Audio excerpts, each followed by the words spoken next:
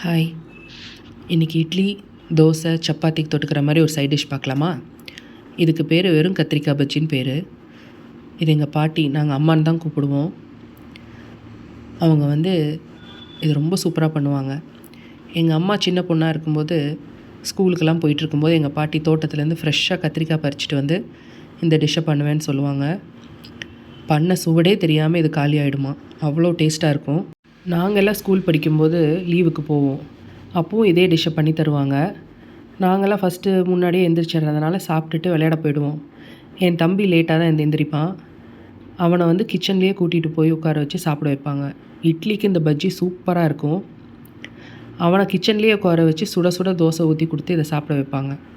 அவ்வளோ பிரமாதமாக இருக்கும். இதோட மெத்தடே எப்படின்னா, ஃபஸ்ட்டு 2 இட்லிக்கு சுட சுட இந்த பஜ்ஜி வச்சு சாப்பிட்றணும். அப்புறம் நல்லா ரோஸ்ட்டாக ஒரு தோசை ஊற்றி அதுக்கு வச்சு சாப்பிட்டா எல்லோரும் சொல்லுவாங்க, சொர்க்கம் மதுவிலேன்னு. என்னை கேட்டால் சொர்க்கம் பிளேட்லன்னு சொல்லுவேன்.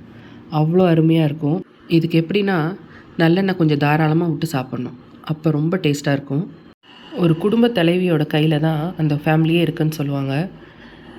எங்கள் பாட்டி எப்படி தைரியமாக ஆரோக்கியமாக இருந்தாங்களோ அதே மாதிரி தான் எங்கள் அம்மாவும். எங்கள் அம்மா எவ்வளோ தைரியமாக ஆரோக்கியமாக இருந்தாங்களோ அந்த போல் தான் நாங்களும்.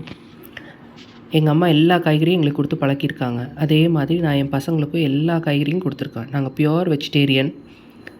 அதனால் நாட்டு காய்கறி எல்லா காய்கறியுமே சாப்பிடுவோம். ரொம்ப இஷ்டமாக சாப்பிடுவோம். என் பசங்களும் அதே மாதிரி தான். எந்த காயும் வேண்டான்னு சொன்னதே கிடையாது. இதில் என்ன ஒரு அல்டிமேட்டான விஷயம்னா, என் ஹஸ்பண்டுக்கு நாட்டு காய்கறினாலே ஆகாது.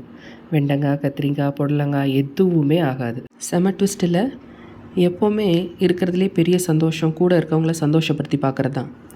அந்த மாதிரி நம்ம பிடிச்சி சாப்பிட்ற ஒரு விஷயத்தையும் கூட இருக்கவங்களும் ரசித்து சாப்பிட்டா அதை விட சந்தோஷமே கிடையாது. மேக்ஸிமம் எல்லாத்துக்கும் பிடிச்ச மாதிரி தான் சமைப்பேன். என் ஹஸ்பண்ட் ஊரில் இல்லைன்னா இந்த டிஷ்ஷெல்லாம் பண்ணி நானும் என் பசங்களும் அவ்வளோ விரும்பி சாப்பிடுவோம். இந்த டிஷ்ஷை பற்றின ஃபுல் டீட்டெயில்ஸ் கேப்ஷனில் கொடுத்துருக்கேன். செக் பண்ணி பாருங்கள். பாய்.